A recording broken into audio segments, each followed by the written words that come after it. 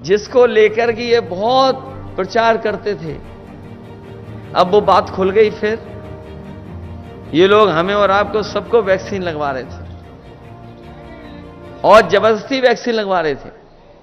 हमें लगता बहुत कम लोग होंगे जो हमारे जैसा फैसला लिए होंगे कि वैक्सीन नहीं लगवाएंगे। हमारे जैसे कम ही बचे होंगे। तुम्हें तो डॉक्टर ने मना की होगी। तो एक तो हमने नहीं लगवाई। अब तो बात खुल गई ना। और सोचिए कंपनी को क्या कहना पड़ गया।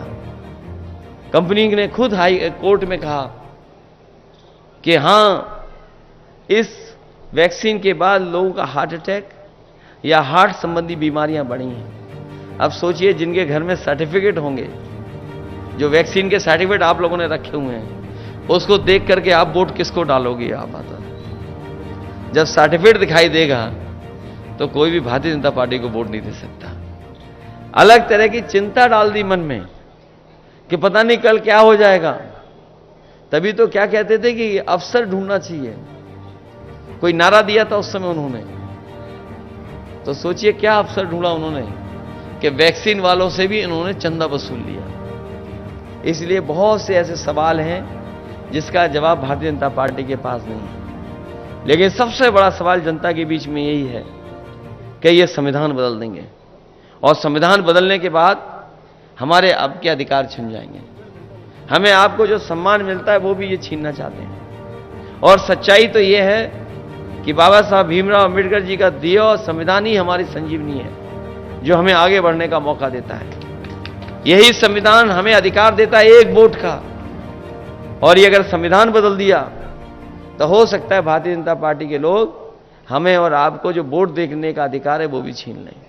इसलिए जहां मतदान के लिए आप जाएंगे वहीं सावधान रहेंगे और सावधान रह करके अपने बूथ की रक्षा करने का काम करना, क्योंकि इस समय चाचा यहां ज्यादा समय नहीं दे पा रहे हैं। उन्हें भी चुनाव लड़ना पड़ रहा है और लड़ाना पड़ रहा है। तो उनकी भी इच्छा हम लोगों ने पूरी की है।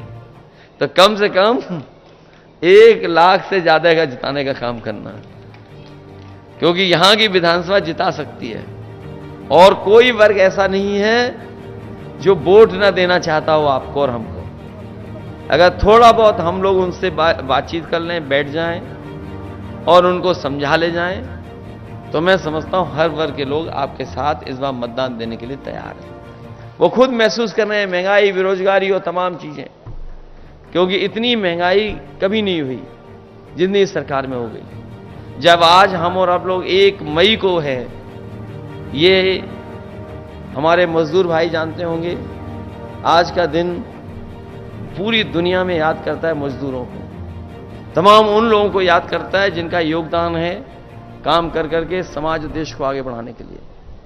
ये जो लेबर डे है, आज की तारीख के दिन योगदान, संघर्ष और उनके किए हुए कामों से जो तरक्की हो रही है उसको सब याद करते हैं। जो साथी कानून को समझते होंगे, इन्होंने कोरोना की आड़ में लेबर लॉ, जिसके लिए मजदूरों को अधिकारों को पाने के लिए मजदूरों को न जाने कितना संघर्ष करना पड़ा था। दुनिया में जहां जहां मजदूर संगठन थे, उन्होंने कई मौकों पर संघर्ष किया। न जाने कितनी बार उन्हें पुलिस से या पुलिस से झगड़ा होने की वजह से जाने गई, जाने खोई। न जाने कितने पुलिस के लोग इस आंदोलन में शहीद हुए। उसके बाद जो लेबरों को अधिकार मिले थे, मजदूरों को अधिकार, इन भारतीय जनता पार्टी के लोगों ने कोरोना की आड़ में उन कानूनों को भी ऐसा कर दिया है कि अब लेबर के पक्ष में वो कानून नहीं है। तो सोचिए आड़ में क्या नहीं कर सकते ये लोग। इन्होंने छिप करके हमारे तमाम मजदूरों को जो कई 100 वर्षों के संघर्ष के बाद जो अधिकार मिले थे, जो उन अधिकारों को छीनने भी काम किया है। इसलिए इनसे सावधान रह करके इन भारतीय जनता पार्टी को हटाने का काम करना। जो पहले और दूसरे चरण के वोट पड़े हैं, उस चरणों में भारतीय जनता पार्टी और उनके सहयोगी लोग बहुत पीछे छूट गए। इसीलिए उन्होंने अपना 400 पार का नारा बदल दिया। न केवल नारा बदला है, बल्कि उनके भाषणों में आप देखो क्या भाषा का इस्तेमाल हो रहा है। जो भाषा बोली जा रही है वो लोकतंत्र में कोई स्वीकार नहीं कर सकता।